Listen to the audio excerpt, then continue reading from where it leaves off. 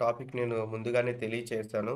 ఈ యొక్క సమయంలో ఏదైతే నేను మాట్లాడాలని అనుకుంటున్నానో అందరికి స్క్రీన్ కనిపిస్తుంది కదా! కనబడుతుంది అయ్యగారు. ఓకే. మంచిది.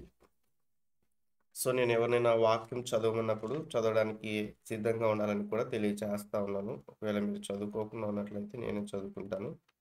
సో, ఎవరైనా కూడా చదవడానికి వాక్యం సిద్ధంగా ఉండాలని కూడా తెలియచేస్తా ఉన్నాను.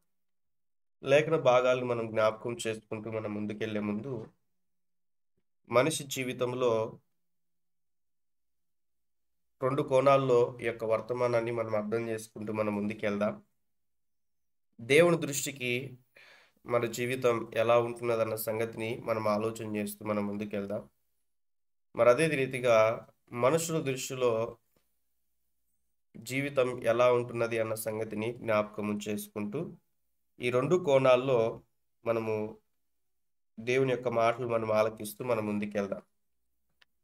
అయితే దేవుడి రాత్రికాల సమయంలో ప్రతి ఒక్కరితో మాట్లాడినట్లుగా మీ హృదయాల్ని సిద్ధపరచుకోనండి. బైబిల్స్ మీ ముందు ఉంచుకోనండి.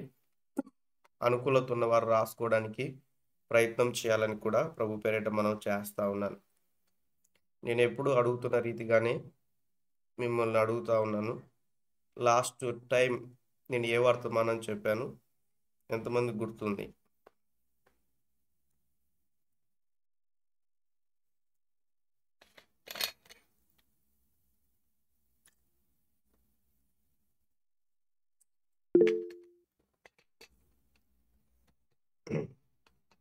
ఈ వీక్‌లో సహోదరి కూడా ఎస్తేర్ కూడా వాక్యం అందించారు.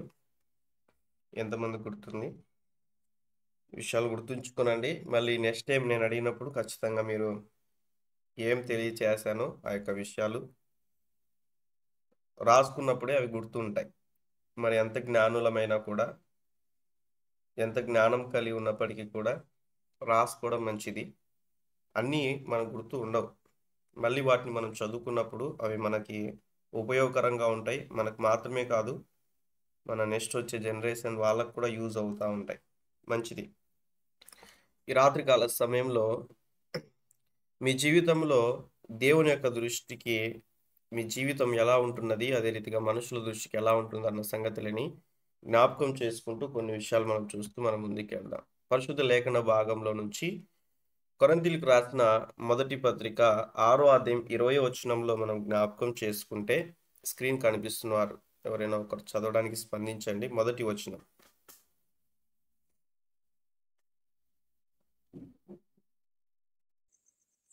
విలువబెట్టి కొనబడిన వారు గనుక మీరు మీ దేహముతో దేవుణ్ణి మహిమపరచుడి.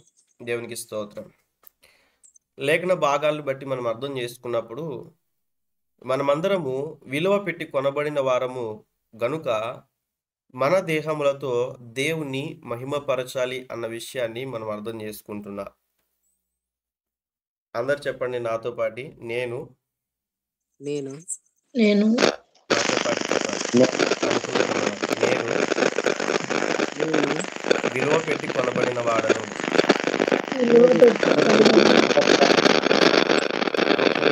ఎవరిదో డిస్టర్బెన్స్ వస్తుంది. మిగతా వాళ్ళు డిస్టర్బెన్స్ వచ్చేవారు దయచేసి అన్మ్యూట్ చేయకండి.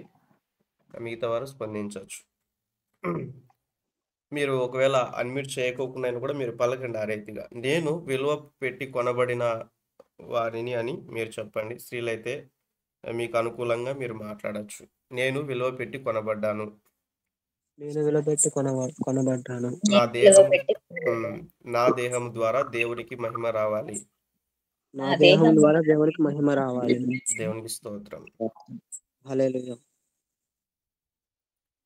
కాబట్టి ఈ లేఖన భాగాల్ని మనం అర్థం చేసుకున్నప్పుడు మనము విలువ పెట్టి కొనబడిన వారము కాబట్టి మన దేహముతో దేవుని మహింపరచాలని లేఖన భాగాల్లో మనం చూస్తా ఉన్నాం.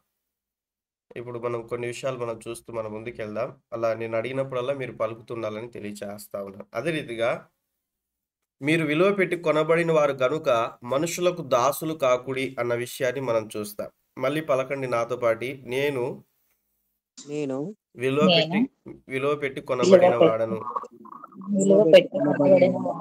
మనుషులకి దాసుని కాకూడదు. దేవునికి స్తోత్రం. హల్లెలూయా. కాబట్టి ఈ 2 లేఖనాలు బట్టి మనం గుర్తుంచుకోవాలి. మన జీవితంలో ఊపిరి ఉన్నంత వరకి కూడా, బ్రతికి ఉన్నంత కాలము ఈ 2 విషయాలు మనం మర్చిపోకూడదు. మన దేహంలో ఈ జీవం ఉన్నంత వరకి మనం మాట్లాడినా, మనం నడిచినా, మనం ఆలోచించినా, మన తలంపుల ద్వారా, మన చూపుల ద్వారా, మన ప్రవర్తన ద్వారా ఇవన్నీ కూడా దేహంలో అతకబడినటువంటివే. మన చేతులు, మన కాళ్ళు, మన పాదములు, మనకున్నటువంటి నోరు, మన చెవులు, కళ్ళు ఇవన్నీ కూడా దయచేసి మ్యూట్ చేయండి. మీ రిమైనింగ్ పర్సన్స్ హోస్ట్‌గా ఉన్నవారు దయచేసి మ్యూట్‌లో కంట్రోల్ చేయాలని తెలియచేస్తా ఉన్నాను. కాబట్టి ఇక్కడ లేఖన భాగాలు మనం అర్థం చేసుకున్నప్పుడు మన దేహముతో దేవుని మహింపరచాలి. కాబట్టి ఈ యొక్క మాటను బట్టి మనం అర్థం చేసుకుంటే ఒక సహోదరి అంటది, "అన్న దేవునికి కావాల్సినటువంటిది ఆత్మ కదా! ఈ శరీరముతో నా కళ్ళతో నేను సినిమాలు చూస్తే ఏమి తప్పేంటి" అంటది. మరో సహోదరి అంటది, తనకు ఒక్కాకేసుకునే అలవాటు. దేవుడికి కావాల్సింది మనసు గదా! నేను ఒక్కాకేసుకుంటే ఏమైద్ది అని. మరొక సహోదరుడు అంటాడేంటంటే, చర్చి బయట కూర్చొని సిగరెట్ తాగుతూ మాట్లాడతాడేంటంటే, "ఈ యొక్క మందిరం నేనే కట్టించాను. ఇదిగో ప్రతి ఆదివారం కూడా చర్చిలో డ్రమ్స్ నేనే ప్లే చేస్తాను. పాస్టర్ లేకుంటే వాక్యం కూడా నేనే చెప్తాను. దేవునికి కావాల్సింది ఆత్మ కదా! ఆత్మ కదా! మరి ఈ శరీరం ఎలా ఉంటే ఏంటి" అంటాడు. వాక్యం స్పష్టంగా తెలియచేస్తా ఉన్నది. ఆయన సమీపించేటువంటి సమయానికి మన ప్రాణ, ఆత్మ, శరీరములు నిందారహితముగా ఉండాలని దేవుడు కోరుకుంటున్నాడు. మన ప్రాణము, మన ఆత్మ, మన శరీరం అనేటువంటిది నిందలేనటువంటిదిగా, మా మనస్సాక్షి అనేటువంటిది మన మీద నేరారోపణ తెలియచేయకోకుండా ఉన్నట్లుగా మన జీవితాల్ని బహు జాగ్రత్తగా నడిపించుకోవాలని వాక్యం సెలవిస్తూ ఉంటున్నది. కాబట్టి మన జీవితంలో మనం బ్రతికి ఉన్నంత కాలము మన దేహముతో దేవుని మహింపరచాలి. నేను మాట్లాడితే దేవునికి మహిమ వస్తుందా? నేను ఈ యొక్క చోటుకి వెళ్తే దేవునికి మహిమ వస్తా ఉందా? నేను ఈ యొక్క పని చేస్తే దేవునికి మహిమ వస్తా ఉందా? నా కళ్ళ ద్వారా దేవుని మహింపరుస్తున్నానా? నా నోటి ద్వారా దేవుని మహింపరుస్తున్నానా? నా తలంపులు, నా ఆలోచనల ద్వారా దేవుని మహింపరుస్తా ఉన్నానా? నేను ఎక్కడికి వెళ్ళినా, కాలేజీకి వెళ్ళినా, ఉద్యోగంకి వెళ్ళినా, వ్యాపారంకి వెళ్ళినా, లేకుంటే పరిచర్య చేస్తా ఉన్నా, ఆయా కోణాల్లో మీరు ఎక్కడ వెళ్ళినా, ఏ ఏ పనుల్లో ఉన్నప్పటికీ కూడా మీ ద్వారా దేవునికి మహిమ వస్తుందా లేదా అన్న విషయాన్ని ప్రతిరోజు కూడా ఆలోచన చేయాలి. ప్రతిరోజు కూడా ఆలోచన చేయాలి. రెండవదిగా, మనం ఏ విషయాలైనా కూడా మనుషులకు దాసులమైపోతా ఉన్నామా? మనుషులకి దాసులమైపోతా ఉన్నామా? రక్షింపబడిన ప్రారంభ దినాల్లో నాకు ఈ క్రికెట్ అంటే చాలా పిచ్చి. వాటి కోసం నేను ఐపీఎల్ గానీ, ఇట్లా ఏదైనా మ్యాచ్ వచ్చినప్పుడు చదువుకుంటున్నటువంటి సమయంలో 10th క్లాస్, 9th క్లాస్ ఆ టైం 9th, 10th ఆ టైంలో కూడా ఊర్లో కరెంట్ లేదని చెప్పి దాదాపుగా 3 కిలోమీటర్లు నడుచుకుంటూ వెళ్ళి యొక్క క్రికెట్ మ్యాచ్ చూసి మళ్ళీ రాత్రి 12:30, 1 గంటకు రిటర్న్ వచ్చేవాడిని స్నేహితులతో కలిసి. అంతగా పిచ్చి ఉండేది క్రికెట్ చూడాలన్న ఆలోచనను బట్టి. అంటే నేను వాటికి దాసునైపోయాను. అమ్మ వాళ్ళకేమో ట్యూషన్‌కి వెళ్తున్నానని చెప్పడం, చేసే పని ఏమో నన్ను నేను సంతోషపరుచుకోవడానికి అలా చేసేవాడిని. అప్పుడు దేవుడు అంటే తెలీదు. నాకు దేవుని సన్నిధికి వెళ్ళేవాడిని కాదు ఆ యొక్క సమయంలో. అలా నేను నా జీవితాన్ని ముందుకు కొనసాగించుకునే వ్యక్తిని. అయితే ఇక్కడ మనం అర్థం చేసుకోవడానికి కొంతమందికి కొన్ని బలహీనతలుంటాయి. నిద్ర అనేటువంటి దాస్యత్వం, అప్పు అనేటువంటి దాస్యత్వం, ఇంకా కొన్ని వ్యసనాలనేటువంటి ఆ యొక్క ఉన్నటువంటి దాసులుగా వాటికి లొంగిపోతా ఉంటారు. ఒక మాట చెప్పాలంటే మన శరీరాన్ని మనం ఎలా అయితే మలుచుకుంటామో అది అలా మోల్డ్ అవుతది. ఒక వారం రోజులు ఒకే సమయానికి లేవడం ప్రారంభించండి, నిద్ర లేవడం. ఆటోమేటిక్‌గా మీరు అదే సమయానికి మెలుకువ వస్తది. ఒక 3 రోజులు రోజు 9 గంటలకు తినేవారు 7 గంటలకి తినడం ప్రారంభించండి. ఆటోమేటిక్‌గా ఈ శరీరము అలా మోల్డ్ అయితది.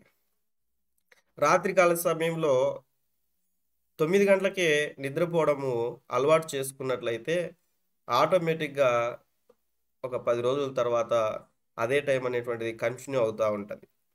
నేను చెప్పాలనుకుంటున్నటువంటి విషయం ఏంటంటే, ఈ 2 కోణాల్లో మనము చేసేటువంటి ప్రతి విషయంలో కూడా దేవునికి మహిమ వస్తా ఉందా? రెండవదిగా నేను చెప్పాలనుకున్నటువంటి మాటలో మనము వేటికైనా దాసులం అయిపోయామా? కొంతమంది సీరియల్‌కి దాసులైపోతారు. కొంతమంది సినిమాలకు దాసులైపోతారు. కొంతమంది స్నేహితులకు దాసులైపోతారు. ఇంకా రకరకాలైనటువంటి కోణాల్లో ఒకసారి ఆలోచన చేయండి మీరు. రకరకాలైనటువంటి విషయాల్లో మీ వ్యక్తిగతంగా, మీ సరౌండింగ్‌లో వేటికి దాసులైపోయారు? వాక్యం స్పష్టంగా తెలియచేస్తా ఉంది. మనుషులకు దాసులు కాకుడి అన్న విషయాన్ని మనం చూస్తా ఉన్నాం. నాకు తెలిసిన ఒక సహోదరుడున్నాడు.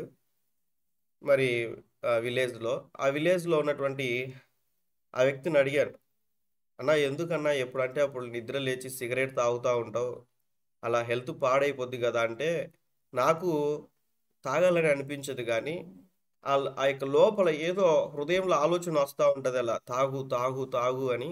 అందుకే నేను సిగరెట్ అలా ఏ టైం అంటే ఆ టైంలో ముట్టించి నేను తాగుతా ఉంటాను అన్నట్లుగా ఆ సహోదరుడు సమాధానం జెప్పాడు. ఎందుకు ఈ మాట చెప్తున్నానంటే, ఏ హృదయంలో అయితే దేవుడు ఉండడో, ఆ హృదయంలో దురాత్మ పని చేస్తా ఉంటది. దేవుడు ఆల్రెడీ మన హృదయాల్ని శుద్ధపరిచాడు. అందుకే వాక్యం స్పష్టంగా తెలియచేస్తున్న విషయం ఏంటంటే, దేవుడు మనలందరినీ కూడా పరిశుద్ధపరిచి ఉంటున్నాడు. దయ్యం ఏమంటుందంటే ఒక మాటలో ఆ గృహములో నీరు లేనందున నేను వచ్చినటువంటి ఆ గృహానికి తిరిగి వెళ్తానని మాట్లాడుతా ఉంది. మరి చెడ్డవైన 7 దయ్యాలను తీసుకొని ఎళ్తాయి. ఇండ్లు ఊడ్చి అమర్చుండుట చూచి అన్న విషయం రాయబడి ఉంటది మత్తయి సువార్తలో. మీకందరికి కూడా తెలిసే ఉంటది ఆ వాక్యం. అయితే ఎప్పుడైతే ఎందుకు ఆ మాట మాట్లాడుతుందంటే నీరు లేనందున అంటే ఆ హృదయంలో వాక్యము లేనందున, వాక్యమే దేవుడు కాబట్టి దేవుడు లేనందున అన్న విషయాన్ని మనం చూస్తా ఉంటున్నాం. హృదయంలో దేవునికి చోటు ఇవ్వకోకుండా ఉన్నట్లయితే దేవునికి మహిమ రాదు. హృదయంలో దేవునికి చోటు ఇవ్వకోకుండా ఉన్నట్లయితే మనుషులకో, లేకుంటే వస్తువులకో, లేకుంటే పరిస్థితులకో దాసులుగా అవ్వాల్సినటువంటి పరిస్థితి వస్తది. ఈ విషయాన్ని జ్ఞాపకం ఉంచుకోవాలి. ఇదంతా ఉపోద్ఘాతమే. ఈ విషయాలు మీరు అర్థం చేసుకుంటే నేను నెక్స్ట్ ప్రాముఖ్యమైన సబ్జెక్ట్‌లోకి నేను వెళ్తాను. ఉపోద్ఘాతంగా కొన్ని విషయాలు మీకు తెలియజేస్తా ఉన్నాను. అందుకే అపోస్తలుడైనటువంటి పౌలు గారు అంటున్నారు ఏంటంటే, గలతీయులకు రాసిన పత్రిక 1వ అధ్యాయం 10వ వచనంలో, ఇప్పుడు నేను మనుషుల దయను జూచుచున్నానా? దేవుని దయను సంపాదించుకొనుచున్నానా? నేను మనుషులను సంతోషపెట్టు కోరుచున్నానా? ఇప్పటికీ మనుషులను సంతోషపెట్టువాడనైతే క్రీస్తు దాసుడను కాకపోయేదును అన్న మాటను మనం చూస్తా ఉంటున్నాం. ఇక్కడ మనం అర్థం చేసుకుంటే చాలామంది జీవితాల్లో దేవుడు గురించి ఆలోచన చేయరు గానీ, మనుషుల్ని సంతోషపరచడానికి ఎన్ని ప్రయత్నాలు చేస్తా ఉంటారో, మనుషుల్ని ఆనందింపచేయడానికి ఎన్ని ప్రయత్నాలు చేస్తా ఉంటారో. మీకు తెలుసో తెలీదో కొన్ని కొన్ని ఆహ్, మ్యూజియంస్‌లో కొన్ని వాటిలో స్టేజెస్ మీద వాటి గురించి కంప్లీట్‌గా సెంటెన్స్‌లో చెప్పడానికి రావట్లేదు గానీ, బట్ అర్థం చేసుకోనండి మీరందరూ కూడా. కొన్ని చోట్ల సర్కస్ చేస్తా ఉంటారు. అలాంటి ఒక సభ అనుకోనండి. బాగా నవ్వడానికి కూడా ఒక లాంటి ఆహ్, ఏమంటారంటే ఇండోర్‌లో అవన్నీ కూడా అవి కల్చర్ ప్రోగ్రామ్స్ చేస్తా ఉంటారు బాగా నవ్వడానికి. జీవితంలో దుఃఖపడినటువంటి వారందరూ కూడా అక్కడికి వెళ్ళి బాగా నవ్వుకోవడానికి ఒక స్టేజ్ అన్నట్లు. అలాంటి పరిస్థితుల్ని మనం అర్థం చేసుకున్నప్పుడు చాలామంది జీవితాల్లో ఇంకా బాగా జీవితంలో దుఃఖం ఉన్నటువంటి వారు, భర్తను బట్టి భార్య కావచ్చు, పిల్లలు బట్టి తల్లిదండ్రులు కావచ్చు, తల్లిదండ్రులు బట్టి పిల్లలు కావచ్చు, బాగా దుఃఖంతో ఉన్నటువంటి వారికి కూడా ఒక ఇండోర్ లాంటి ఒక ప్రోగ్రామ్ అది. ఒక బొమ్మ లాంటి ఒక ఇమేజ్‌ని ఒక బొమ్మ లాంటిది వారి ముందు ఉంచి ఎవరి మీదైతే కోపం ఉంటదో, ఆ కోపం అంతా గూడా దాని మీద రివెంజ్ తీసుకునేటట్లుగా అలా చేసేటువంటి రీతిగా సొసైటీలో చాలా చోట్ల ఇలాంటివి కార్యక్రమాలు చేస్తా ఉన్నారు. ఇలాంటి ప్రోగ్రామ్స్ అన్నీ గూడా చేస్తా ఉన్నారు. ఇక్కడ మనం అర్థం చేసుకుంటే, ఇప్పుడు నేను మనుషుల దయను సంపాదించుకొని చూచున్నానా అన్న విషయాన్ని మనం చూస్తా ఉంటున్నాం. మనుషులను సంతోషపెట్టు వాడనైతే క్రీస్తు దాసుడను కాకపోయేదను అన్న విషయాన్ని మనం చూస్తా ఉన్నాం. ఈరోజు మనం లేచింది మొదలుకొని నిద్రపోయేంత వరకు కూడా లాఫింగ్ క్లబ్స్ అన్నమాట. Laughing clubs. సో, అలా లాఫింగ్ క్లబ్స్ అనేటువంటివి కొన్ని చోట్ల వారు కండక్ట్ చేసి అక్కడికెళ్ళి వారు ఎంతగానో నవ్విపిస్తా ఉంటారు. అలా కొన్ని నిమిషాలు, కొన్ని గంటలు సంతోషించడానికి ఎంతో డబ్బులు కేటాయించి ఆ స్టేడియంస్‌లోకెళ్ళి, లాఫింగ్ క్లబ్స్‌కెళ్ళి వారు ఆనందించి మళ్ళీ బయటకు వస్తా ఉంటారు. మళ్ళీ బయటకొచ్చిన తర్వాత మళ్ళీ యథాప్రకారం వారి జీవితం కొనసాగుతా ఉంటది. ఇక్కడ మనం లేఖన భాగాలను బట్టి మనం అర్థం చేసుకున్నప్పుడు, మనుషులను సంతోషపెట్టగోరు వారినైతే క్రీస్తుకు దాసుడిని కాకపోయేదును అన్న విషయాన్ని మనం చూస్తా ఉంటున్నాం. కాబట్టి ఈరోజు మనిషి జీవితంలో చాలామంది జీవితాలు అలానే మనుషులను సంతోషపెడితే చాలు, మనుషులు సంతోషంగా ఉంటే చాలు అన్న రీతిగా ఆలోచన చేస్తా ఉంటారు. కొన్ని విషయాలు మనము ముందున్న వాటిలో మనం అర్థం చేసుకుంటూ మనం ముందుకెళ్తే, మరొక మాటలో ఎఫెసీ 6:6లో మనం గమనిస్తే ఎవరైనా చదవండి ఈ మాటని. మనుష్యులను సంతోషపెట్టువారు చేయనట్లు కంటికి కనబడుటకే కాక క్రీస్తు దాసులమని ఎరిగి దేవుని చిత్తమును మనఃపూర్వకంగా జరిగించుచు దేవునికి స్తోత్రం. ఈ మాటను మనం చూస్తే మనుషులను సంతోషపరచువారు లేకుంటే మనుషులను సంతోషపెట్టువారు చేయనట్లుగా కాక అన్న విషయాన్ని మనం చూస్తా ఉంటున్నాం. కంటికి కనబడటకే కాక క్రీస్తు దాసులమని ఎరిగి దేవుడి చిత్తమును మనఃపూర్వకముగా జరిగింతుము. కేవలం కంటికి కనిపించాలని మనం ఎదుటి వారిని బట్టి అని కాకుండా మనము దేవుని యొక్క పిల్లలమని ఎరిగి దేవుని యొక్క చిత్తాన్ని మనఃపూర్వకంగా జరిగించేటువంటి వారంగా ఉండాలన్న విషయాన్ని మనం చూస్తా ఉంటున్నాం.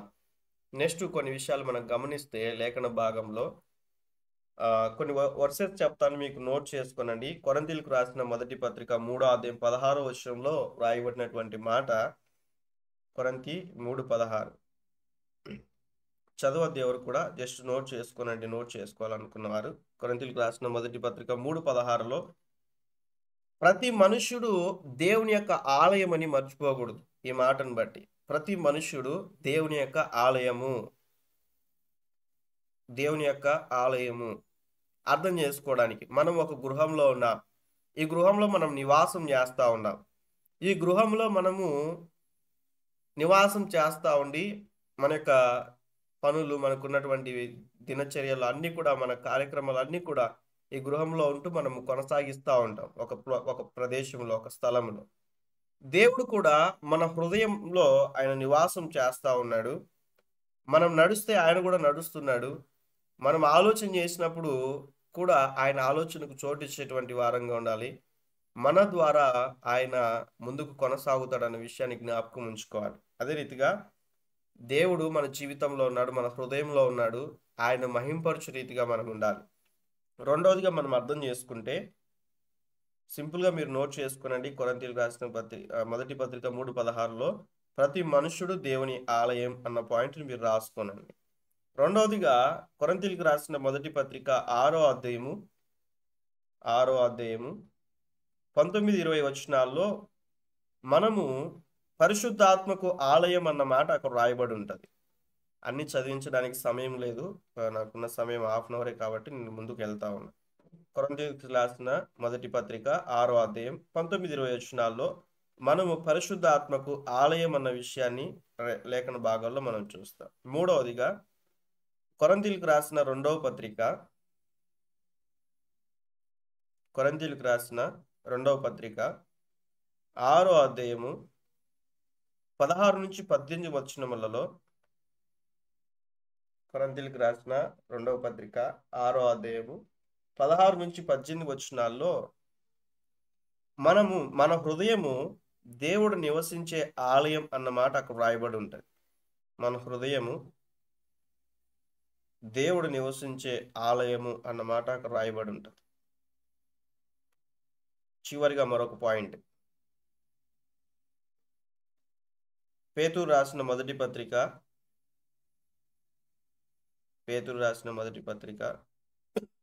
2వ అధ్యాయము 5వ వచనంలో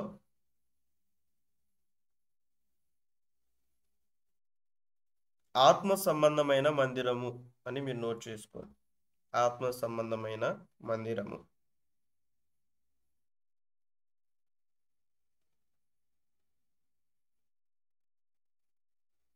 ఆత్మ సంబంధమైన మందిరము.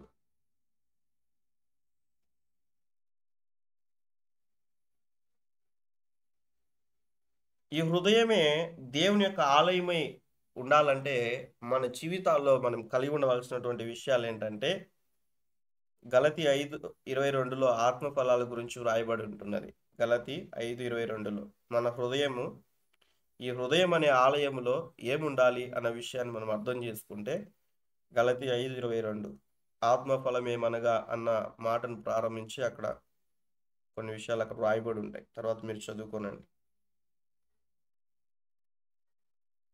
ఈ హృదయంలో ఏమి ఉండకూడదు అన్న విషయాన్ని కూడా నోట్ చేసుకోనండి. ఈ హృదయంలో ఏమి ఉండకూడదు అన్న పాయింట్లో ఏమి ఉండాలో అన్న మాటలో గలతీ 5:22 ఏమి ఉండకూడదు అన్న విషయాల్లో గలతీ 5:19-21 వరకు.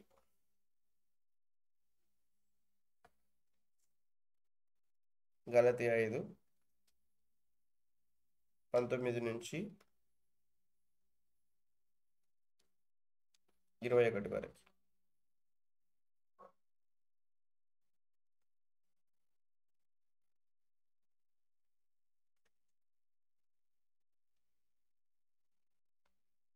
మంచిది, దేవునికి స్తోత్రం. అందరూ రాసుకున్నారా? అనుకూలత ఉన్నవారు రాసుకున్నవారు ఒకసారి దేవునికి స్తోత్రాలు చెల్లించండి. Praise God. దేవునికి స్తోత్రం. మంచిది, దేవునికి మహిమ కలుగునుగా.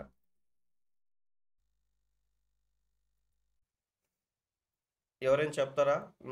నాలుగు రెఫరెన్స్లు, 4 విషయాలు.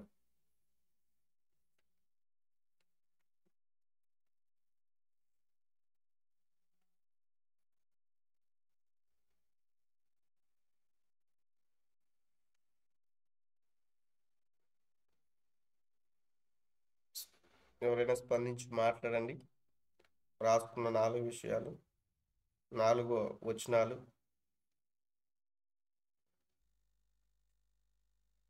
అనుకూలత ఉన్నవారు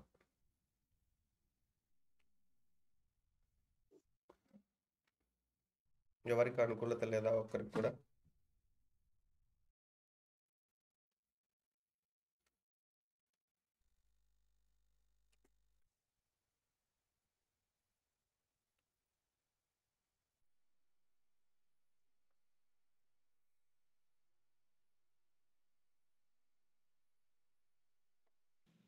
ప్రైజ్ ది లార్డ్ అన్నయ్య.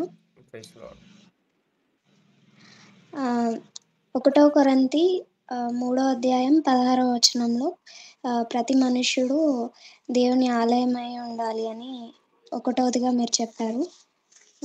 రెండవదిగా 1 కొరింథీ 6:19-20 పరిశుద్ధ ఆత్మకి మనం ఆలయమై ఉండాలి అని మీరు చెప్పారు. మూడవదిగా 2 కొరింథీ 6:16-18 వరకు హృదయము అది చెప్పారన్నయ్య. నెక్స్ట్ మన హృదయము దేవుడు నివసించే ఆలయం. నెక్స్ట్ 1 పేతురు 2:5 ఆత్మ సంబంధమైన మందిరం అని మీరు చెప్పారన్నయ్య. అండ్ గలతీయులకు రాసిన పత్రిక 5:22 మనం ఎలా ఉండాలి అన్న విషయాల గురించి మీరు చెప్పారు. ఈ హృదయం అనే ఆలయంలో ఏమి ఉండాలి అన్న పాయింట్లో ఇది రాసుకునండి. ఈ హృదయం అనే ఆలయంలో ఏమి ఉండకూడదు అన్న పాయింట్లో గలతీ 5:19-21 వచనాలు. మంచిది, దేవునికి స్తోత్రం. కొన్ని విషయాలు ఉపోద్ఘాతంగా మీకు తెలియజేస్తాను. ఇప్పుడు నేను మెసేజ్లోకి వెళ్తా ఉన్నాను. అందరూ కూడా శ్రద్ధ కలిగి దేవుని యొక్క మాటలు వినాలని తెలియచేస్తా ఉన్నాను. మన టైటిల్ నేను తెలియచేస్తున్న రీతిగా నీ జీవితంలో దేవుని దృష్టికి ఎలా ఉంది, నీ జీవితం అనేది దేవుని దృష్టికి ఎలా ఉంది, మనుషుల దృష్టిలో ఎలా ఉంది అన్న పాయింట్లో దావీదు జీవితంలో నుంచి కొన్ని విషయాలు మాట్లాడడానికి నేను మీ ముందు ఉంచుంటున్నా. దావీదు గురించినటువంటి విషయాలు, కొన్ని విషయాలు తెలియచేయండి మీరు, మీకు తెలిసినంత మట్టికి.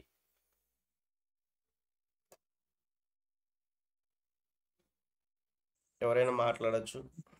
దావీదు గురించి అయ్యగారు ఎస్. రోజుకి 7 సార్లు ప్రార్థించేవాడు. చెప్పండి. రోజుకి 7 సార్లు ప్రార్థించేవాడు. ఓకే. మిగతా వారు కూడా స్పందించండి. అందరూ ఒకరే సార్ మాట్లాడుకోకుండా. దేవుని హృదయానుసారుడు బ్రదరా. Very good. దేవునికి కృతజ్ఞత. హృదయానుసారుడు, ప్రార్థించేవాడు, ఇంకా ధైర్యము గలవాడు. ధైర్యం గలవాడు. గుడ్. సింహమును ఎలుగుబంటిని చిన్న వయసులో చంపినవాడు, గొలియాతును కూడా చిన్న వయసులో యెహోవా యుద్ధవీరుడు. యుద్ధ వీరుడు చంపినవాడు. తర్వాత ఊరియా భార్య అయిన బత్షెబ విషయంలో తప్ప ఏ విషయంలో కూడా అతడు దేవునికి వ్యతిరేకంగా జీవించలేనివాడు. గుడ్. అతను తన బ్రదర్స్ వాళ్ళ దృష్టిలో ఎంత హీన స్థితిలో ఉన్నా దేవుని దృష్టిలో గొప్పగా ఉన్నాడు బ్రదర్. గుడ్.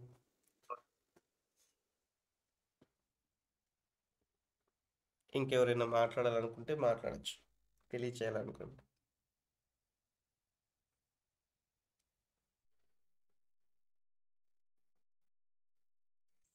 చదవండి. లేఖన భాగంలో నుంచి కొన్ని విషయాలు మనం చూస్తూ మనం ముందుకు వెళ్దాం. సమూయేలు మొదటి గ్రంథం 16వ అధ్యాయము 11, 12 వచనాల్లో ఉన్న మాటని మనం చదువుదాం.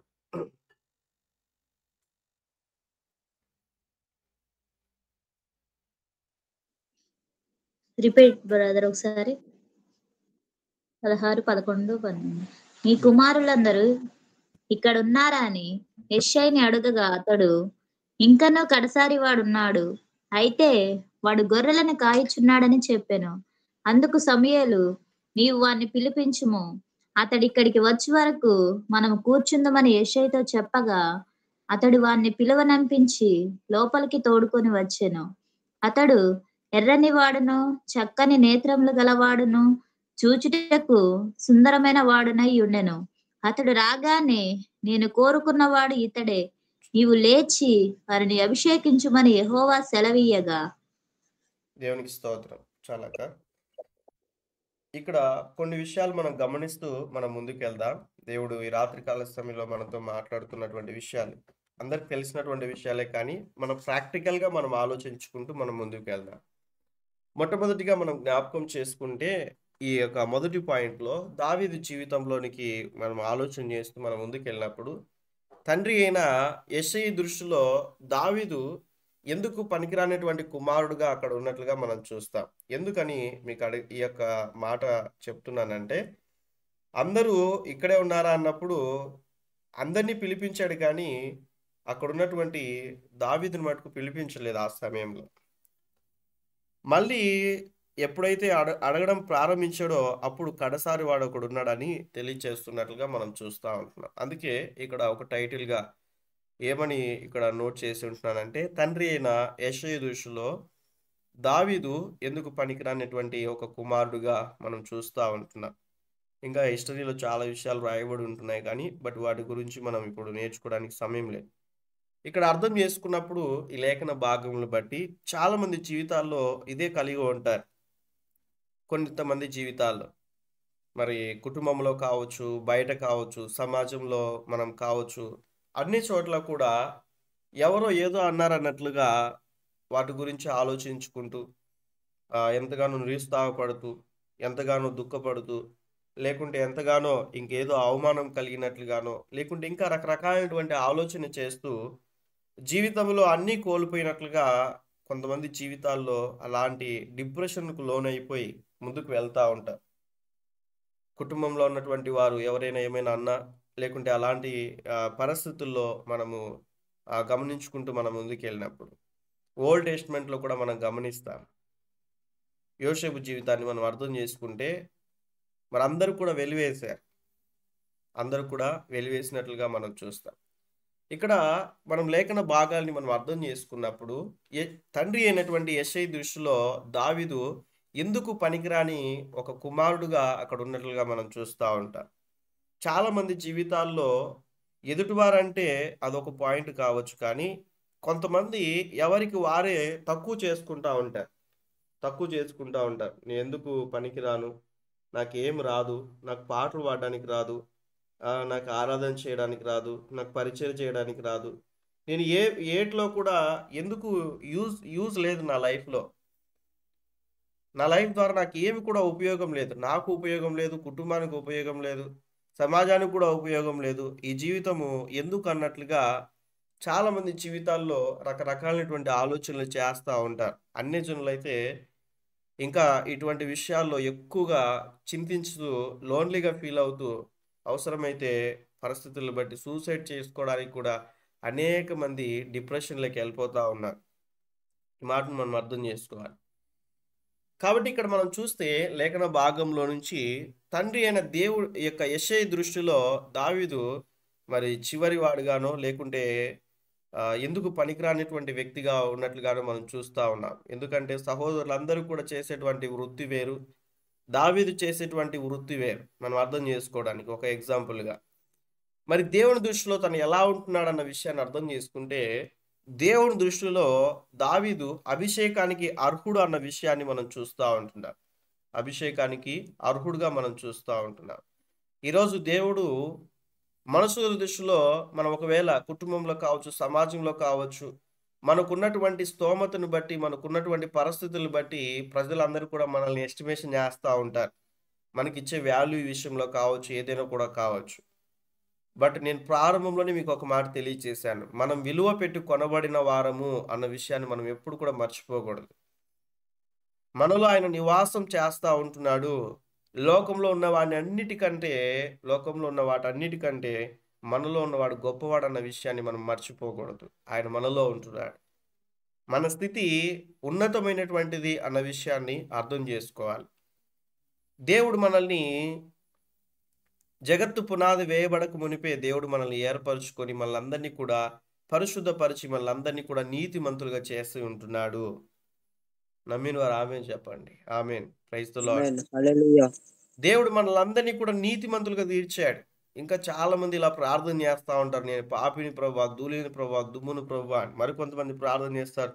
ఇంకా నేను ఇవి వింటా ఉంటాను కొన్ని చోట్ల, పాపినని పారదోలక, దోషినని దూషింపక అని ఇలాంటి మాటలు మాట్లాడుతూ ఉంటారు. దేవుడు ఆల్రెడీ మనల్ని ఏం చేశాడంటే నీతిమంతులుగా తీర్చాడు. ఆయన తన ఉచితమైనటువంటి కృప ద్వారా, ఆయన రక్తము ద్వారా మనం అందరం కూడా నీతిమంతులుగా తీర్చబడి ఉంటున్నాం అన్న సంగతిని మనం మర్చిపోకూడదు. దేవుడు మనల్ని కూడా అటువంటి స్థితిలో ఉంచాడన్న సంగతిని మనం మర్చిపోకూడదు. ఇక్కడ కూడా మనం అర్థం చేసుకుంటే దావీదు తండ్రి అయినటువంటి దృష్టిలో యెషయి దృష్టిలో ఎలా ఉంటున్నాడు అనే విషయాన్ని జ్ఞాపకం చేసుకోవాలి. యెషయి దృష్టిలో ఎలా ఉంటున్నాడు, దేవుడు ఎలా చూస్తూ ఉంటున్నాడు అన్న సంగతిని జ్ఞాపకం చేసుకోవాలి. దేవుడు అయితే ఎటువంటి దృష్టితో చూస్తూ ఉన్నాడు? దావీదు అభిషేకానికి అర్హుడుగా మనము దేవాది దేవుడు చూసినట్లుగా మనం చూస్తాం. రెండవదిగా మనం అర్థం చేసుకున్నప్పుడు లేఖన భాగములు బట్టి అదే 16వ అధ్యాయం 13వ వచనం చదవండి. సమూయేలు తైలపు కొమ్మును తీసి వాని సహోదరుల ఎదుట వానికి అభిషేకము చేసెను. నాటి నుండి యెహోవా ఆత్మ దావీదు మీదకి బలముగా వచ్చెను. తర్వాత సమూయేలు రామాకు వెళ్ళిపోయాను. 13వ అధ్యాయం 14వ వచనం కూడా చదవండి.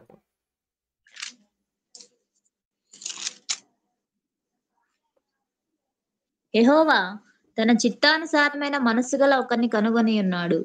నీకు ఆజ్ఞాపించిన దాన్ని నీవు గైకొనకపోతివి కనుక యెహోవా తన జనుల మీద అతనిని అధిపతిగా నియమించును. దేవునికి స్తోత్రం. కాబట్టి ఈ రెండు లేఖనాల్ని మనం అర్థం చేసుకుంటే తండ్రి అయినటువంటి యెషయి దృష్టికి దావీదు కడసారి కుమారుడుగా ఉన్నట్లుగా మనం చూస్తూ ఉంటున్నాం. దేవుడి దృష్టిలో రాజ్యాధికారి అన్న విషయాన్ని మనం చూస్తూ ఉంటున్నాం. రాజ్యాధికారానికి అర్హుడిగా మనం చూస్తూ ఉంటున్నాం. ఈ యొక్క మాటలు బట్టి మనం అర్థం చేసుకోవాల్సిన విషయాలు ఏంటంటే, మనుషులు ఏం మాట్లాడుకుంటున్నారు, మనుషులు ఏం మన గురించి తలంచుకుంటున్నారు, మనుషులు మనం ఎలా చూస్తున్నాం అన్న దానికన్నా దేవుడు ఎటువంటి ఆలోచన కలిగి ఉంటున్నాడు మన పైన అన్న దాన్ని మనం గుర్తుంచుకున్నట్లయితే మన జీవితంలో ఎదుగుతాం, పరిచర్యలో మనం ఎదుగుతాం, కుటుంబాల్లో మనం ఎదుగుతాం, దేవుని యొక్క రాజ్యం కొరకు కూడా మన ఆత్మీయ జీవితం లాంటి రీతిగా నడిపించుకుంటాం అన్న సంగతిని మనం మర్చిపోకూడదు. ఈ విషయాలు మనం అర్థం చేసుకోవాలి. కాబట్టి ఏదైతే దేవుడు మనతో మాట్లాడుతున్నాడో ఆ సంగతులను మనం మర్చిపోకూడదు అన్న సంగతిని జ్ఞాపకం ఉంచుకోవాలి. వింటున్న వారందరూ ఒకసారి దేవునికి స్తోత్రాలు చెల్లించండి. హల్లెలూయా. హల్లెలూయా. హల్లెలూయా. దేవునికి మహిమ కలుగును గాక. దేవునికి మహిమ కలుగును గాక. ఒకవేళ దేవుడు ఏమనుకుంటున్నాడు అన్న విషయాన్ని అర్థం చేసుకోకుండా, దేవుని దృష్టిలో మనం ఏమైనాం అన్న విషయాన్ని అర్థం చేసుకోకుండా ఉన్నట్లయితే ప్రతి చిన్న విషయాన్ని కూడా కృంగిపోవాల్సి వస్తుంది. భర్త ఏమన్నా అంటే, భార్య ఏమన్నా అంటే, తల్లిదండ్రులు ఏమైనా అంటే, పిల్లలు ఏమైనా అంటే వాటి గురించి ఇంకా దుఃఖపడతా ఆలోచన చేసుకుంటూ గంటల తరబడి డిప్రెషన్ ఆలోచన ఇలాంటి పరిస్థితుల్లోనికి వెళ్ళిపోవాల్సి వస్తుంది. కాబట్టి ఇక్కడ మనం అర్థం చేసుకోవాలి, దేవుడు ఏం ఆలోచిస్తా ఉన్నాడు మన గురించి, దేవుడు ఏం తలస్తున్నాడు మన గురించి అన్న విషయాన్ని అర్థం చేసుకోవాలి. కాబట్టి ఇక్కడ మనం చూస్తే కుటుంబంలో చిన్నవాడే కడసారి వాడే కానీ దేవుని యొక్క రాజ్యములో రాజ్యాధికారికిగా దేవుడు చూసినట్లుగా మనం చూస్తుంటున్నాం. దావీదును దేవుడు ఎలా చూస్తున్నాడన్న సంగతిని మనం ఆలోచన చేస్తా ఉంటున్నాం. మూడవదిగా మనం అర్థం చేసుకున్నప్పుడు లేఖన భాగములు బట్టి సమూయేలు మొదటి గ్రంథం 17వ అధ్యాయము 42-50 వచనాన్ని చదువుకుందాం. సమూయేలు మొదటి గ్రంథం 17వ అధ్యాయము 42వ అధ్యాయము 50వ వచనం. 42వ వచనము 50వ వచనం. చుట్టూ పారచూచి దావీదును కనుగొని అతడు బాలుడ ఎర్రటి వాడును రూపవశ్య ఉండుట చూచి అతన్ని తృణీకరించెను. కాబట్టి ఇక్కడ మనం చూస్తే లేఖన భాగం బట్టి ఒకసారి ఇక్కడ మనం జ్ఞాపకం చేసుకున్నప్పుడు తృణీకరింపబడినట్లుగా మనం చూస్తా ఉంటున్నాం. 50వ వచనాన్ని మనం చదివితే, దావీదు ఫిలిస్తీయుని కంటే బలాఢ్యుడై ఖడ్గము లేకయే వడిసెలతోనూ రాతితోనూ ఆ ఫిలిస్తీయుని కొట్టి చంపెను. దేవునికి స్తోత్రం. ఇక్కడ మనం చూస్తే మీకు లేఖన భాగాలన్నీ కూడా ఇక్కడ మీరు చెప్పిన సమాధానాలన్నీ కూడా మీరు ఇప్పుడు డిస్ప్లే చూస్తూ ఉంటారు. గొల్యాతు దృష్టిలో దావీదు చిన్న బాలుడుగా ఉన్నట్లుగా మనం లేఖన భాగాల్లో మనం చూస్తూ ఉంటున్నాం. కాబట్టి ఇక్కడ దేవుని దృష్టిలో మనం చూస్తే దావీదు ఒక యుద్ధ వీరుడుగా మనం చూస్తూ ఉంటున్నాం. ఎటువంటి బలం కలిగినటువంటి వాడు దావీదు, గొల్యాతు ఎటువంటి బలం కలిగి ఉంటున్నాడు అన్న విషయాన్ని మనం అర్థం చేసుకోవాలి.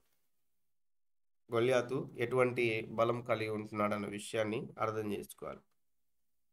శారీరక బలం కలిగి ఉండడానికి ఎంతగానో పాటుపడుతూ ఉంటారు. జిమ్కి వెళ్తారు, మంచి ఆహారం తింటారు, ఎక్సర్సైజులు చేస్తారు, ఇంకా రకరకాలైనటువంటి పౌష్టికాహారాలు ఏవేవో ఈ శరీరానికి బలం కొరకు కేటాయిస్తూ ఉంటారు.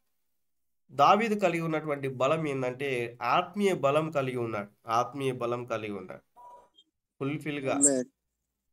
ఫుల్ఫిల్గా ఆత్మీయ బలం కలిగి ఉన్నాడు. రోజు ప్రార్థన చేస్తూ ఉంటాడు ప్రభు సన్నిధిలో, రోజు దేవుని యొక్క వాక్యాన్ని ధ్యానం చేస్తూ ఉన్నాడు. ప్రభు మీదడు దొరికినట్లుగా నా ప్రాణం తృప్తి పొందుతా ఉంది ప్రభు అంటాడు. అటువంటి రీతిగా ధ్యానం చేసేవాడు. దివారాత్రము దానిని ధ్యానించేవాడు ధన్యుడని లేఖన భాగాలు సెలవిచ్చిన రీతిగా దేవుని యొక్క వాక్యాన్ని ధ్యానించేటువంటి వ్యక్తిగా కూడా మనం చూస్తాం. దినదినము కూడా అనేక మార్లు ప్రభు సన్నిధికి వెళ్ళి ప్రార్థన చేస్తున్నట్లుగా కూడా మనం చూస్తాం. దావీదు ఆత్మీయంగా బలవంతుడిగా ఉన్నాడు, బలం కలిగినటువంటి వాడుగా ఉన్నాడు. యోబు గ్రంథంలో కూడా ఒక మాట ఉంటుంది. 7వ అధ్యాయం 1వ వచనం చదువుతారా? సందర్భం వచ్చింది కాబట్టి గుర్తుకు చేస్తా ఉన్నాను. యోబు గ్రంథము 7వ అధ్యాయం 1వ వచనం అనుకుంటా.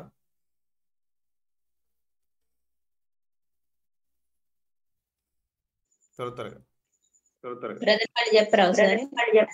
గ్రంథం 7వ అధ్యాయం 1వ వచనం.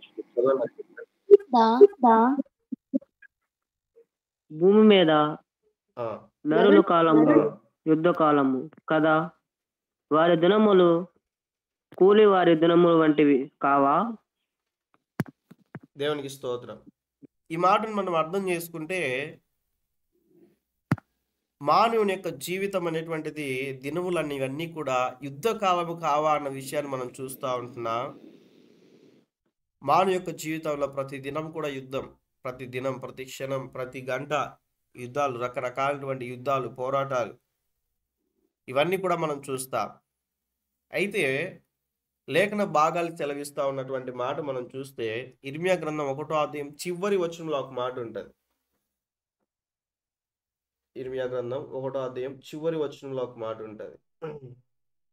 నేను ఇవన్నీ ముందే నోట్ చేసుకోలేదు, కానీ సందర్భం వచ్చింది కాబట్టి మీకు గుర్తుకు చేస్తా ఉన్నాను, నోట్ చేసుకుంటారన్న ఆలోచన బట్టి. ఇర్మియా గ్రంథం 1వ అధ్యాయం చివరి వచనం అంటే 19వ వచనం. నేనే చదువుకుంటున్నాను, తీసింటే ఎవరైనా చదవచ్చు. వారు నీతో వారు నీతో యుద్ధము చేతురు కాని నిన్ను విడిపించుటకు నేను నీకు తోడై యున్నందున వారు నీపైన విజయము పొందజాలరు. ఇదే యెహోవా వాక్కు. ఆమేన్.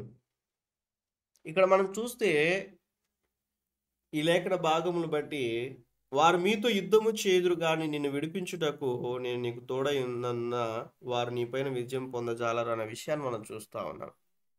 దేవుడు మనకు తోడుగా ఉన్నప్పుడు మన పైన విజయం అనేటువంటిది ఎవరు పొందలేరు అన్న విషయాన్ని మనం అర్థం చేసుకోవాలి ఈ లేఖన భాగం బట్టి.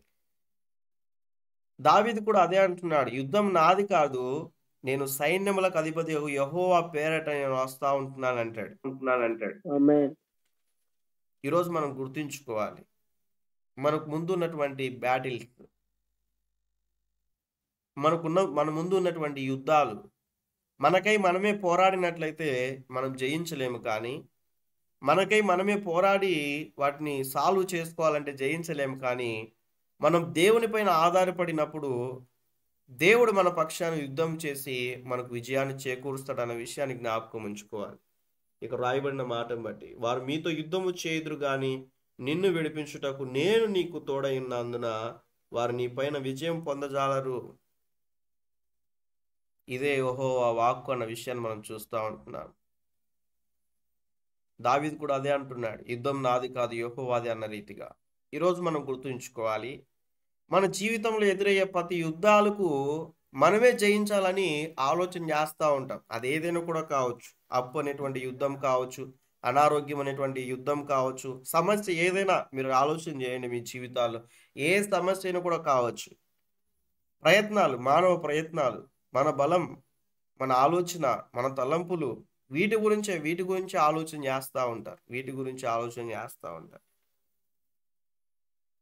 కానీ దేవుని పైన మనం మనసు ఉంచుకున్నప్పుడు, దేవుని యొక్క ఆలోచన పైన మనం మనసు ఉంచుకున్నప్పుడు, దేవుడు చెప్పినట్లుగా మనం నడుచుకున్నట్లయితే యుద్ధములు అనేటువంటివి జయించడానికి సులువుగా ఉంటాయి అన్న విషయాన్ని జ్ఞాపకం ఉంచుకోవాలి.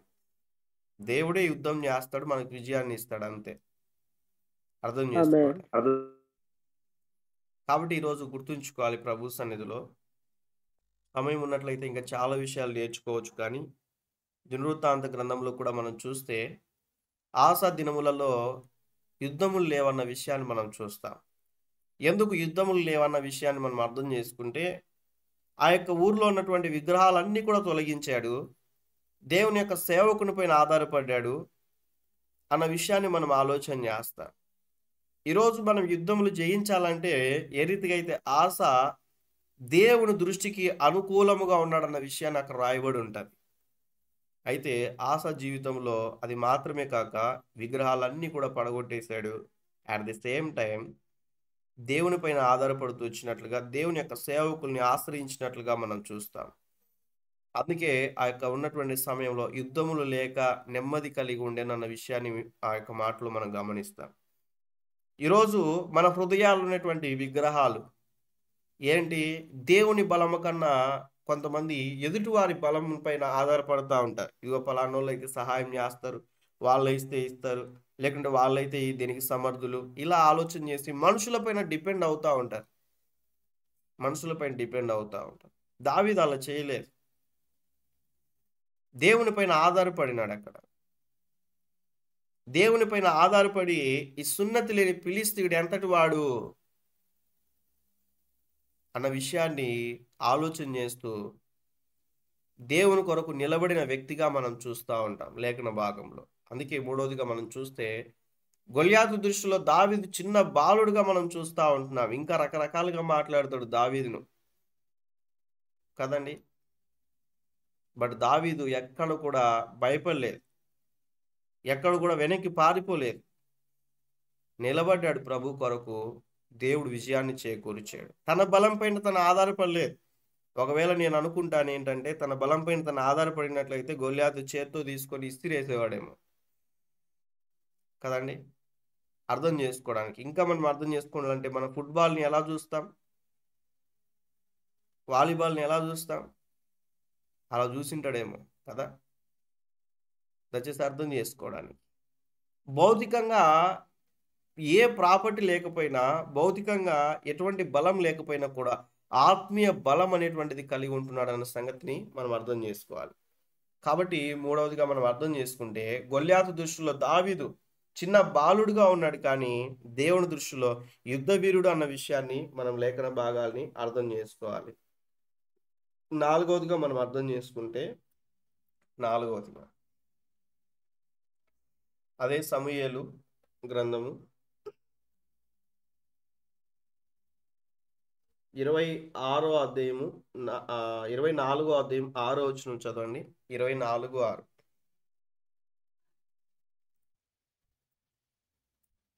ఇతడు యెహోవా చేత అభిషేకము నొందినవాడు గనుక యెహోవా చేత అభిషిక్తుడైన నా ప్రభువునకు నేను ఈ కార్యము చెయ్యను, యెహోవాను బట్టి అతనిని నేను చంపను అని తన జనులతో చెప్పాను. దేవునికి స్తోత్రం. ఈ లేఖన భాగాలు బట్టి తర్వాత మీరు ఆ అధ్యాయం అంతా కూడా మీరు చదువుకున్నప్పుడు ఇక్కడ కూడా మనం చూస్తే సౌలు దృష్టిలో దావీదు ఒక శత్రువుగా మనం చూస్తూ ఉంటున్నాం లేఖన భాగంలో. బట్ దావీదు ఎలా ఉంటున్నాడంటే దేవుని దృష్టిలో దావీదు దేవుని యొక్క ఆజ్ఞలకు విధేయుడుగా ఉన్నట్లుగా మనం చూస్తూ ఉంటున్నాం. మన జీవితాల్లో శత్రువు అనేవాడు ఎవరైనా ఉన్నారంటే అది అపవాది తప్ప మనుషులు ఎవ్వరు కూడా ఉండకూడదు అన్న విషయాన్ని అర్థం చేసుకోవాలి.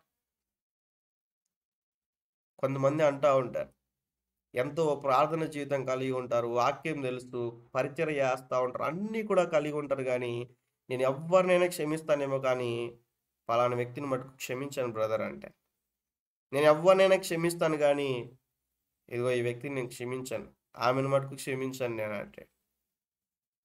ఎందుకు ఇలాంటి స్వభావాలు ఇంకా ఏలుబడి చేస్తూ ఉంటున్నాయి అన్న విషయాన్ని ఆలోచన చేస్తే అక్కడ దేవునికి అవకాశం ఇవ్వట్లేరు, దేవుని యొక్క ఆలోచనలకు అవకాశం ఇవ్వట్లేరు, కానీ తన యొక్క జీవితంలో అపవాదికి చోటు ఇచ్చినటువంటి రీతిగా అలా మాట్లాడుతూ ఉంటున్నారన్న సంగతిని అర్థం చేసుకోవాలి. దేవుని దృష్టిలో దావీదు దేవుని యొక్క ఆజ్ఞలకి విధేయుడుగా ఉన్నట్లుగా మనం చూస్తాం. ఈరోజు మన ఆత్మీయ జీవితాలు ఎలా ఉంటున్నాయి? సౌలు దృష్టిలో దావీదు ఒక శత్రువుగా ఉన్నప్పటికీ కూడా,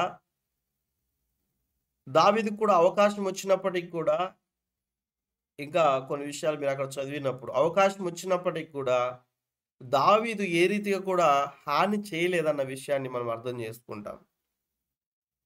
చాలా మంది జీవితాల్లో మనం చూస్తే అవకాశాల కొరకు ఎదురు చూస్తూ ఉంటారు. నాకు టైం వస్తుంది కదా అంటారు. దేనికి టైము? రివెంజ్ తీర్చుకోవడానికి. నాకు సమయం వస్తుంది కదా అంటారు. దేనికి? మళ్ళీ అదే రీతిగా వాళ్ళని ఏదైతే మాట్లాడారో అది మాట్లాడడానికి, ఎలా అయితే వాళ్ళని కొట్టారో మళ్ళీ వాళ్ళని కొట్టడానికి, తిట్టారో తిట్టడానికి. కాబట్టి ఇలా అర్థం చేసుకోవాలి మనం. యేసుక్రీస్తు ప్రభుల వారు శరీరధారిగా ఈ భూమి మీద ఉన్నప్పుడు కూడా ఆయన ఎన్నో శ్రమలు పడ్డాడు. మానవ రీతిగా ఆయన 100% మానవుడిగా, 100% దేవుడిగా ఆయన ఈ లోకంలో నివాసం చేసినట్లుగా మనం చూస్తాం. మనకు వలె ఆయన కూడా ఆకలిగా ఉన్నాడు, మనకు వలె ఆయన కూడా ప్రయాణించాడు. ఇలా అర్థం చేసుకుంటే చాలా విషయాలు రాయబడి ఉంటున్నాయి క్రిస్టియాలజీలో. కాబట్టి ఇక్కడ మనం అర్థం చేసుకున్నప్పుడు శత్రువు అనేటువంటి వారు ఎప్పుడు ఉన్నప్పటికీ కూడా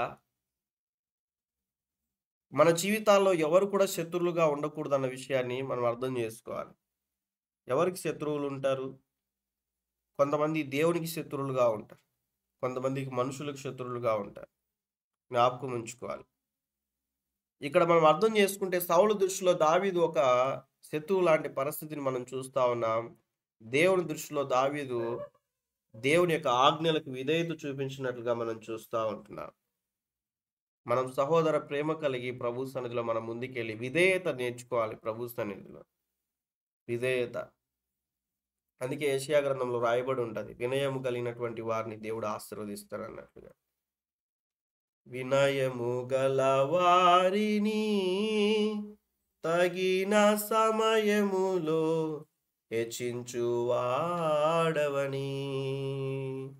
వినయము గల వారిని తగిన సమయములో హెచ్చించువాడవని,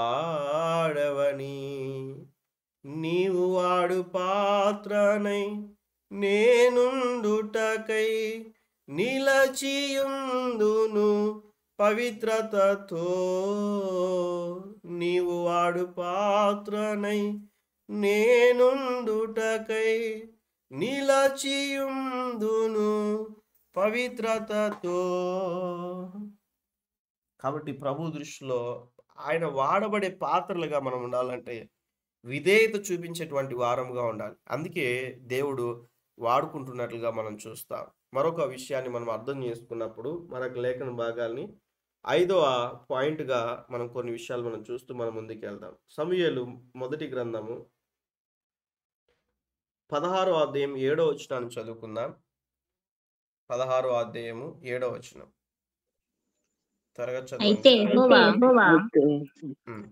యెహోవా సమూయేలుతో ఇలాగూ సెలవిచ్చెను, అతని రూపమును అతని ఎత్తును లక్ష్య పెట్టకము. మనుష్యులు లక్ష్య పెట్టు వాటిని యెహోవా లక్ష్య పెట్టడు. నేను అతన్ని త్రోసివేసి ఉన్నాను.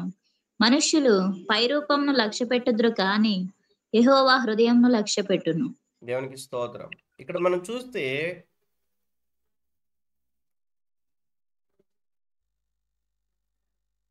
సమూయేలు మాట్లాడుతున్నటువంటి సమయంలో దేవాది దేవుడు అంటున్నాడు, అతని రూపాన్ని కానీ, ఇంకా చదవండి మరొక మాట, అతని రూపమునైనను అతని రూపమును అతని ఎత్తును లక్ష్య పెట్టకము. దేవునికి స్తోత్రం. అతని రూపమునైనను అతని ఎత్తైనను అన్న విషయాన్ని మనం చూస్తాం. కాబట్టి ఆయనకున్నటువంటి రూపం లేకుంటే అక్కడ ఉన్నటువంటి ఎత్తు, అతడు ఎంత హైట్ ఉంటున్నాడు అన్న సంగతి అన్న విషయాన్ని గమనిస్తూ ఉంటున్నారు. చూడండి, కొంతమంది పర్సనాలిటీలో చిన్నవాళ్ళైనా కూడా, ఏజ్లో చిన్నవారైనా కూడా పెద్ద వయసు ఉన్నట్టే అన్న అంటాం మనం వాళ్ళ పర్సనాలిటీని బట్టి. కొంతమంది పెద్ద ఏజ్ ఉన్నప్పటికీ కూడా చిన్నవారికి కనిపిస్తే బ్రదర్ అని పిలుస్తారు అర్థం చేసుకోవడానికి. అయితే ఇక్కడ వారికి ఉన్నటువంటి స్థితిగతులను బట్టి కానీ, లేకుంటే అక్కడ ఉన్నటువంటి పరిస్థితులను బట్టి మాని చూడమాక అన్నట్లుగా తెలియచేస్తున్నట్లుగా మనం చూస్తూ ఉంటున్నాం. సమూయేలు పై రూపంను చూసినట్లుగా అక్కడ మనం చూస్తూ ఉన్నాం. అందుకే దేవుడు చూడకూడదు అన్న రీతిగా తెలియచేశాడు. దేవుడు హృదయాన్ని చూసినట్లుగా మనం చూస్తూ ఉంటున్నాం. ఈరోజు దేవుడిని హృదయాన్ని చూస్తూ ఉన్నాడు. ఒకవేళ భౌతికంగా ఉన్నటువంటి పరిస్థితులను బట్టి, కుటుంబస్తుల్లో అందరూ వెలివేసిన పరిస్థితుల్లో ఉన్నా, ఎవరు అర్థం చేసుకునేటువంటి పరిస్థితుల్లో ఉన్నా, మీ యొక్క ఉన్నటువంటి భౌతిక పరమైనటువంటి పరిస్థితుల వైపు చూస్తూ అందరూ కూడా మిమ్మల్ని హేళన పరుస్తున్నా కూడా దేవుడు మీ హృదయాన్ని చూస్తూ ఉన్నాడన్న సంగతిని జ్ఞాపకం చేసుకోవాలి. ఆ హృదయంలో ఆయన నివాసం చేస్తూ ఉన్నాడు. ఎంత బాధపడుతున్నావో, ఏ విషయాల్లో బాధపడుతున్నావో, ఏ విషయాల్లో దుఃఖపడుతున్నావో, ఏ విషయాల్లో ప్రభు కొరకు నమ్మకంగా జీవిస్తున్నప్పటికీ కూడా ఎన్ని శ్రమలు గుండా వెళ్తా ఉన్నావో, ఎవరు అర్థం చేసుకునేటువంటి పరిస్థితుల్లో ఉన్నప్పటికీ కూడా ప్రభు సన్నిధిలో నీకున్నటువంటి ఆత్మీయ జీవితమును బట్టి దేవుని యొక్క సన్నిధిలో గుర్తుంచుకోవాలి. దేవుడు నిన్ను జ్ఞాపకం చేసుకుంటున్నాడు. మనుషులు పై రూపాన్ని చూస్తారు, కానీ దేవుడు హృదయాన్ని చూస్తూ ఉంటున్నాడు అన్న విషయాన్ని ఆలోచన చేయాలి. హృదయాన్ని ఎరిగినటువంటి దేవుడు ఆయన. ఎవరికి చెప్పుకోలేటువంటి పరిస్థితుల్లో ఉన్నప్పటికీ కూడా ప్రభు సన్నిధిలో ఆ హృదయాన్ని, ఆ హృదయంలో ఉన్నటువంటి బాధను తొలగించువాడై ఉంటున్నాడు అన్న సంగతిని జ్ఞాపకం చేసుకోవాలి. చాలా మంది ఫోన్ చేస్తూ ఉంటారు, కుటుంబంలో ఉన్నటువంటి వారు అర్థం చేసుకోవట్లేరన్నా, చనిపోవాలనిపిస్తుంది. ఇలాంటి పరిస్థితుల్లో కూడా ఎవరు అర్థం చేసుకున్నా, ఎవరు అర్థం చేసుకోకపోయినా దేవాది దేవుడు అర్థం చేసుకుంటాడు. ఆయనకి మన హృదయాన్ని సమర్పించినప్పుడు మన హృదయము ఆయనకు తెలుసు కాబట్టి హృదయంను ఆయన చూస్తూ ఉంటున్న సంగతిని జ్ఞాపకం చేసుకోవాలి.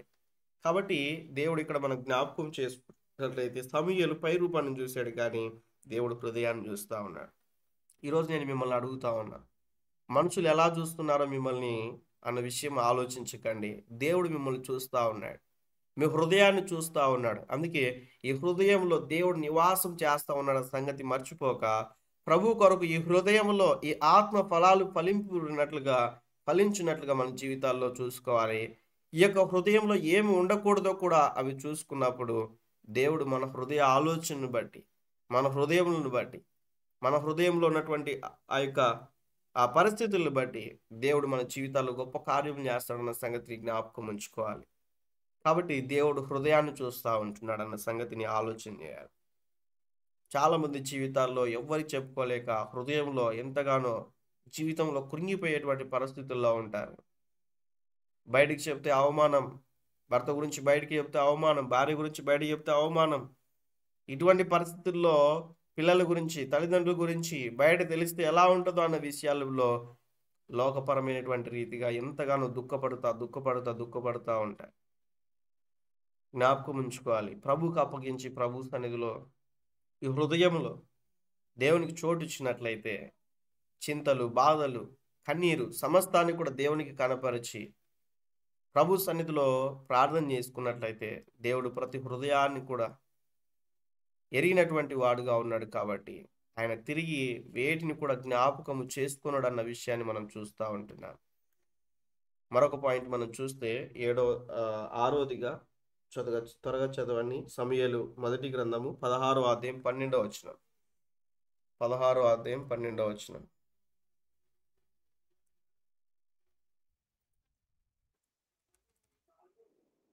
అతడు వారిని పంపించి లోపలికి తోడుకొని వచ్చాను.